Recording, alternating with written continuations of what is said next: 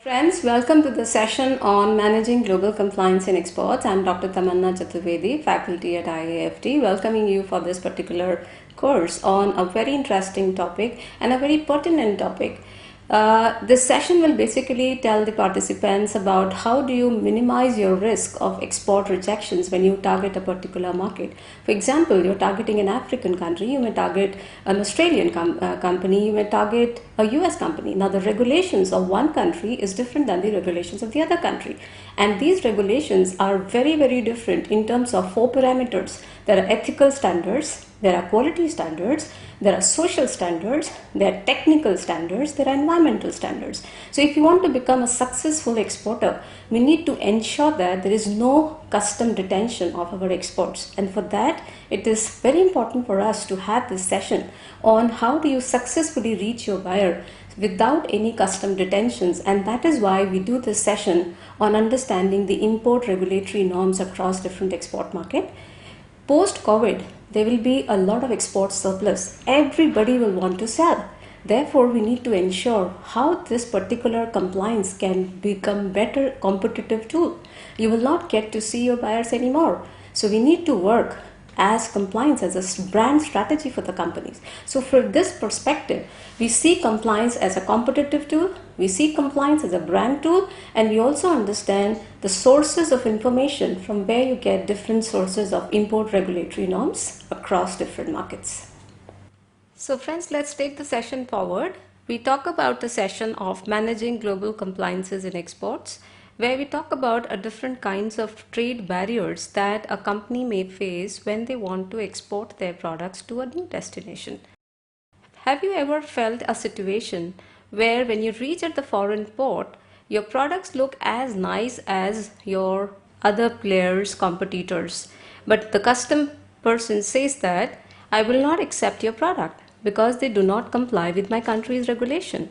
At this point of time, there is a huge anxiety to this company, and those anxiety is what we are trying to handle in this particular session. So we are technically handling three questions in this session. Number one, we talk about possible reasons why your exports can possibly get detained at the foreign port. Question number two, where do you find this information on import regulations across different countries? Question number three, how do you minimize this risk of export detention? One very interesting thing that apart from these three interesting and very important questions to reach your buyer without any hassle, the understanding on compliances is also giving you a very strategic tool. Now let's take an example. There were 25 countries which have restricted the Chinese dairy products when there was a melamine content that was found in the export of Chinese dairy commodities. Now you are a dairy company from India. How can you take advantage of this situation when Chinese were the biggest competitor for you? So advantage of getting compliance is you can take advantage of the fall of your competitor on certain quality issues. You can learn from the mistakes of other countries. For example, if you're aware about Chinese milk products getting detained in the Australian market because of some reason, or Pakistani or Vietnamese spice export getting detained in the European market for some reason, you learn from others' mistake. Use number three, you can use compliance as a brand strategy. After the COVID-19, most of the trade fairs will happen virtually. So you don't get to meet your buyers, you don't get to see them, you don't get to have an opportunity to technically enter into a negotiation with them. How do you reach them? How do you ensure that your social media presence is great? So compliances also help you write a beautiful brand story for your product. So let's talk about the four very important compliance that can help you answer these three questions and also help you work as a marketing and a brand tool. So these arena of global standards are technically on a quality front, on an environmental front, on a social front, and a technology front. Let's talk about the first standard, which is the quality. Now this quality can be of two kinds. Quality ensured when you are exporting an agricultural product, quality assurance when you actually export a manufacturing product. You must have been aware about the quality issues the Indian agricultural exports have. For example, our Alfonso mangoes were banned in Europe. Our Thompson seedless grapes had faced detention because of certain presence of the chloride in the growth hormone in our grapes, and it was almost 70% of the grapes export were going to the European market. Can you imagine the amount of loss on the issues of quality front that may have? Our meat export were getting detained at the Australian port.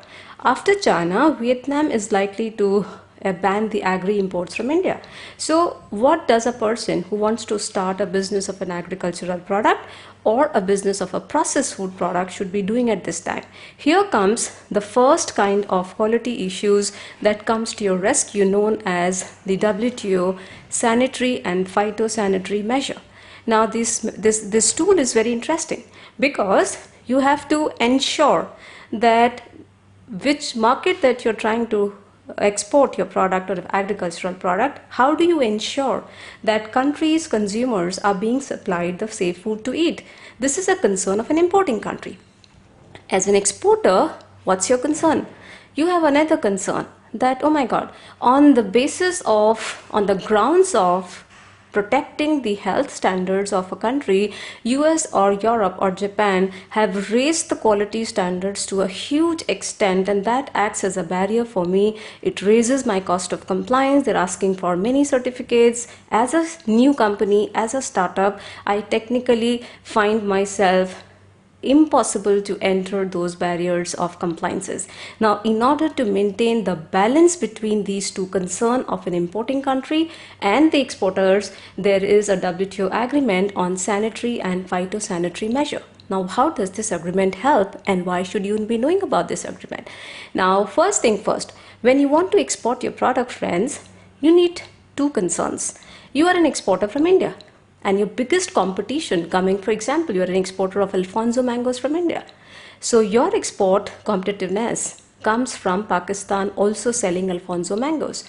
Therefore, what this agreement actually talks about, under the basic principle of WTO of most favored nation, if you are supplying Alfonso mangoes to the US and Pakistan is also supplying Alfonso mangoes to the US, as per the WTO agreement, it will ensure that the buyer sitting in the US or the customs of the US will have no discrimination between the SPS standard offered to the Pakistani Alfonso mango and offered to the Indian Alfonso mango. This concept is called as the MFN concept, which is a basic principle of WTO applicable on this particular agreement. The other concern that you might have, is there a difference in standard between the export of my product or the export of the local companies in the US? For example, if I'm a groundnut supplier to the US, maybe there are certain farmers and domestic companies of groundnut who are also doing this business in US. You are probably a competitor for them. So in order to protect the local companies supplying the same product that you would like to export to that country, there are many times the standards are different.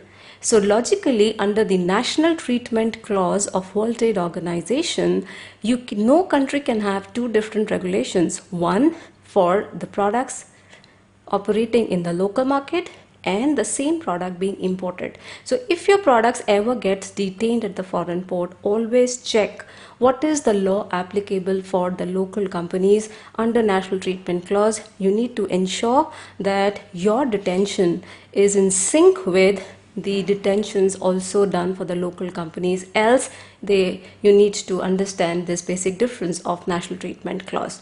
Moving ahead, you are confused. There are so many countries in the world. Some countries you may have experience, but for other countries you may not have experience at all. So how do you ensure, where do you get this information about what is the standard of grapes in Australia, what is the standard of grapes in Japan, what is the standard of grapes in Europe? Are they same? So there are harmonization concept in the SPS agreement. So the WTO appreciates this concern of the companies. So on the quality compliance front, there are three bodies which are international bodies, and they have, to a certain extent, they have harmonized the global food standard. You should be aware about these three organizations. You can look into the food safety standards. through a body called as Codex Alimentarius. It is a body which is a joint initiative of Food and Agricultural Organization and World Health Organization. Codex standards are international standards and they are very safe to use. If you're looking for a product that is a meat product or an animal product, look for global standards which fall under World Organization for Animal Health, and the short form is OIE standards. The third is, if you're an exporter of a plant product, you have International Plant Protection Convention, which is an IPPC standard. So I repeat, this is a food safety standard, which is Codex. Then there is an animal health standard taken care by OIE as an organization. And you have International Plant Protection Convention, which talks about the plant health as a global standard. So these three organizations and the standards listed on their website comes to your rescue. Apart from that, another data source where you can find the international quality standard for agricultural product is International Portal on Food Safety, Animal and Plant Health. The website address is given, and now comes a very interesting process. You get to know the standard. Suppose you have a particular standard of a fruit fly infestation of mangoes in Australia. There are local companies in Australia who also use the same standard, but there are different countries have different standards, and you obviously have to know and comply with that standard. But can Australians force the Indians that I use a particular process to reach that standard? And in order to export mangoes to Australia, even Indian mango companies should also follow the same process. In case there is an equivalence agreement signed between India and Australia, the Indians can use their own process to reach that standard, and Australians can use their own standard process to reach that standard. This concept is known as the equivalence concept. So before randomly accepting your buyer's request to follow the processes that they follow in their country, please check whether there is any equivalence agreement signed between you. Save a lot of money on venturing into the processes followed across different countries. Now there is another very interesting concept called regionalization in SPS.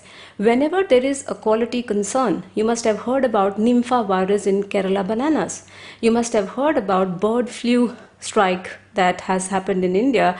This was a case that has happened in the Northeast. So the concern is, whenever there is a disease outbreak in a country, it means that the entire country is not affected. There are certain pockets of the country that is affected. So in such a scenario, the concept of regionalization says that it is all about taking care of your product should not originate from that particular region which is impacted. If you are far away from the area where the disease has come, the importing country cannot detain your product. That's the concept of regionalization. But this concern is raised by an importing country. Suppose there is a fruit fly infestation or there is a bird flu infestation happening in Manipur area.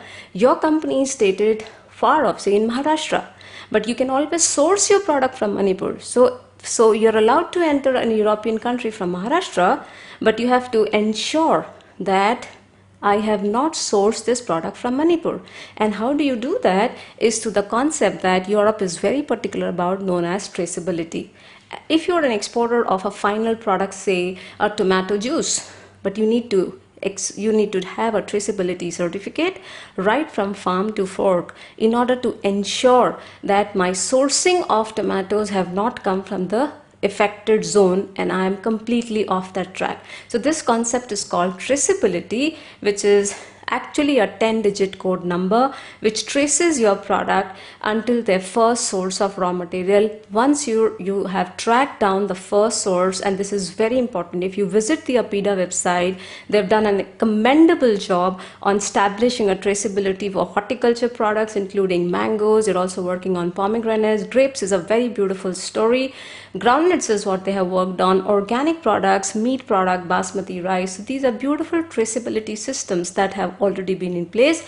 If you are a trader, it's better to purchase the products from the farmers or processors or middlemen who are registered in the traceability network.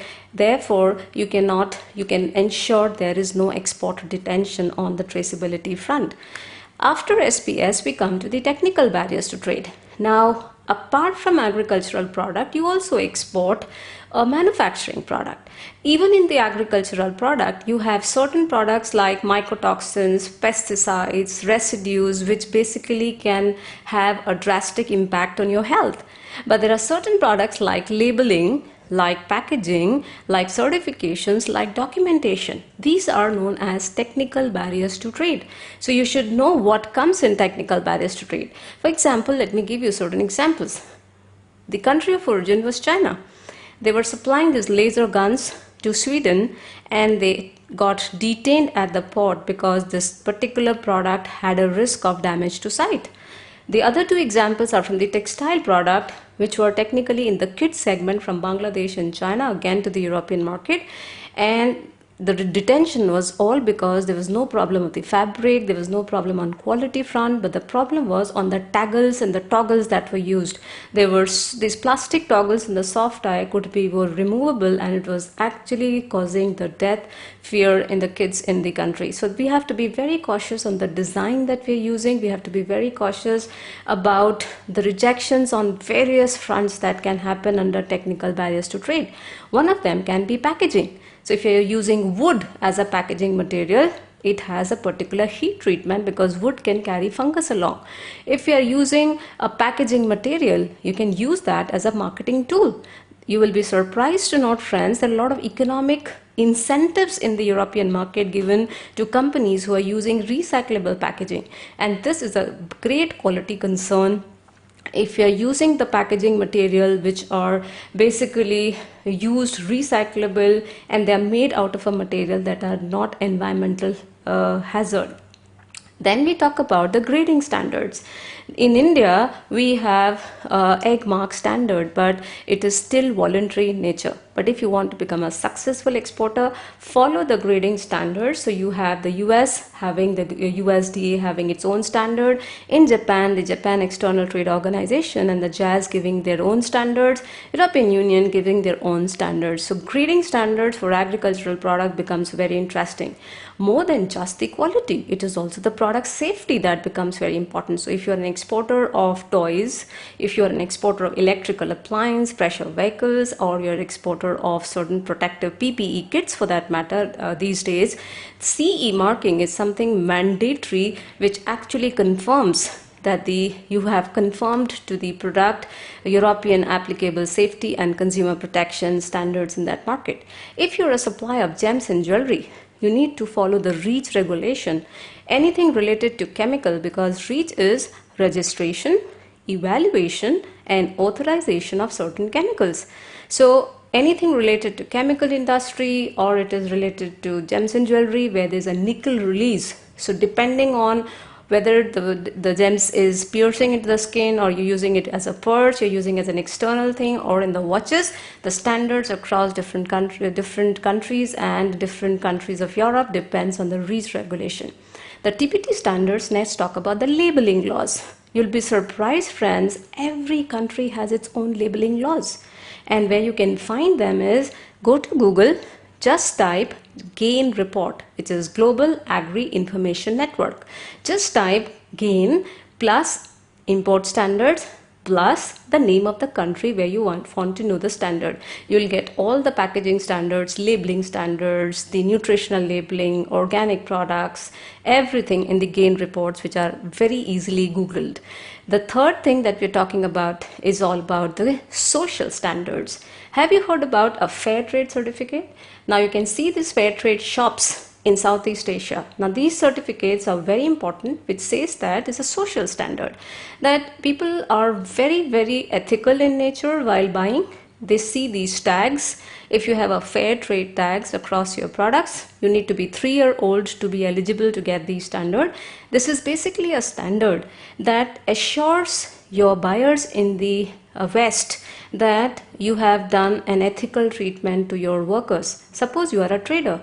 You buy a product at 10,000 and you sell it at 2 lakhs. Are you being fair to the guy who has created it? So fair trade is basically ensuring that the guy who is actually a producer, maybe a farmer, or for an handicraft product, he may be an artisan. So he ensures that the producer receives the price that covers at least the average cost of their sustainable production. So we need to be very sure that it's good to earn margins, but it is also good to share the profit margins decently enough and not exploit the producers. That is what fair trade is. Trust me, friends, companies have used this as a marketing tool, and it's a one-time audit that you have, and it is applicable for 3 years. It is worth to spend on these social certification. The another certification which is also gaining importance in the global market is SA 8000, which basically talks about the corporate social responsibility. How do you treat your workers? Are you discriminating on the basis of caste, creed, gender, religion? How is your basic facilities and amenities? I mean, are you exploiting your workers? So if you have a good working condition, there are basic auditing companies whom you can request. They can come and give you this SA 8000. Write them on their website and you see how buyers get attracted to you. The third thing that we talk about is an environmental standard. You'll be surprised to know that trade and increased trade can actually contribute to environmental pollution. So the buyers in the West are very particular about concept of, in order to reach me from your factory to my factory, how much is the truck that has worked, how much is the ship that has worked, and the distance is the longer, the environmental is polluted longer. So they've started demanding certain foot mile certificate to ensure that have you used the shortest distance to reach me. Now these are newer standards that all of us should be aware of, which will actually have a marketing tool. If you write fair trade, if you write I say compliance, I am food mile compliance, I am also water footprint compliance, you'll be surprised countries like Vietnam having a better edge. I mean, they are my competitors when it comes to rice farming. I mean, Taiwan is a competitor when it comes to leather. So certain countries, why they're attracting more buyers is all because in India, we use a lot of water in our tanning processes. So if we control that process, if we control and we are better cautious, we need to look forward for where the interest of the buyer is. So this is our environmental standards that are technically coming in the international market. I'm happy to share you an environmental branding story of a considered design of Nike. And you see for yourself that Nike introduced a new line of shoe where they made sure that the raw material that they purchased was within 200 miles. So they actually worked on foot miles. They changed their manufacturing processes so that they reduced their solvent use by 80%. They started taking leather from the tanneries which recycled the wastewater.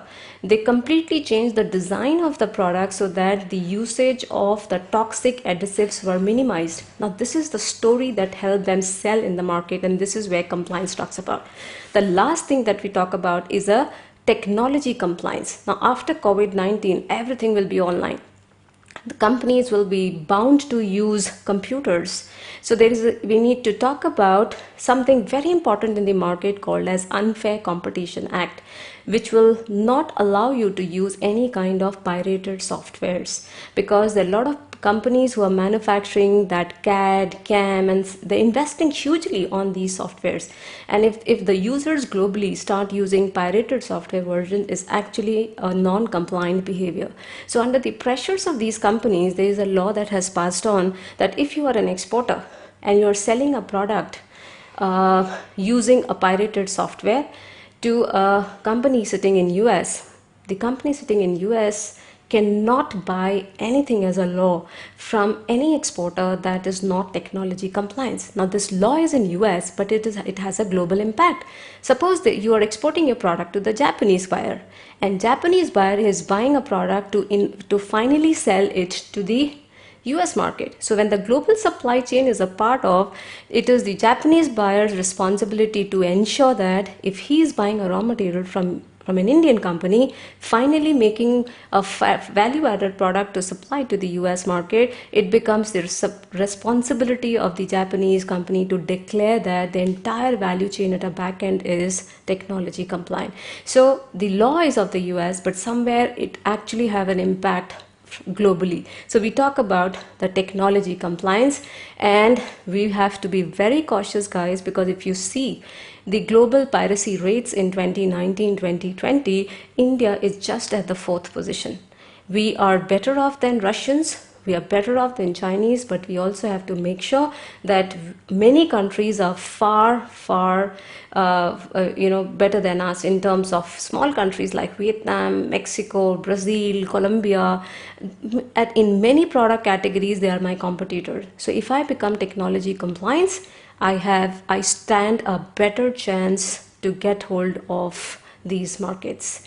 And finally, not the least, we need to understand IPR compliances, which is your intellectual property rights compliance, which talks about how do you protect copyrights. You need to know trademarks, you need to know how to work on patents, industrial design. You should not be copying anything from the internet, because now everything will be sold online.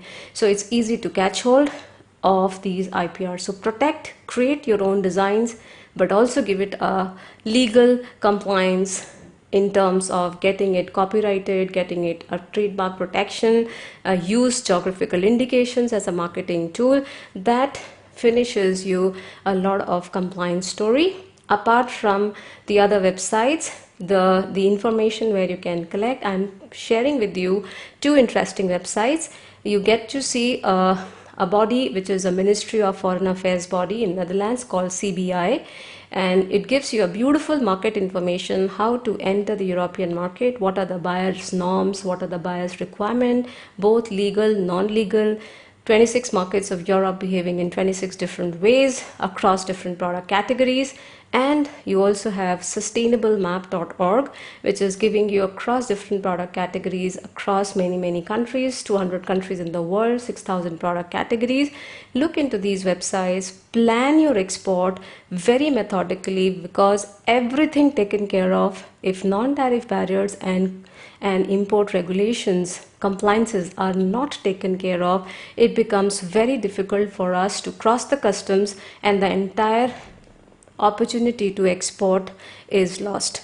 So friends, I hope you enjoyed this session. This session practically speaks about helping you to minimize your export rejections possibility. Your entire exercise of finding a buyer in the international market, taking these schemes like Market Development Assistance Scheme and MAI through your export promotion councils to participate in the trade fair, in the virtual trade fairs, the entire exercise will go down the drain until the time we actually are aware about the import regulatory norms across different markets. So in this session, we very methodically close the final loop of entering into a final country destination without having the risk of getting detained at the port. So I repeat, we did quality compliance, we did social compliance, we did environmental compliance, and we did technology compliance. We also worked on a lot of data sources from where you can find out internet resource on different countries' regulation across different markets. We saw global trade databases, we saw standards map, we saw sustainability map, we saw cbi.eu, and we saw a lot of WTO database from where you get an information about import regulatory norm.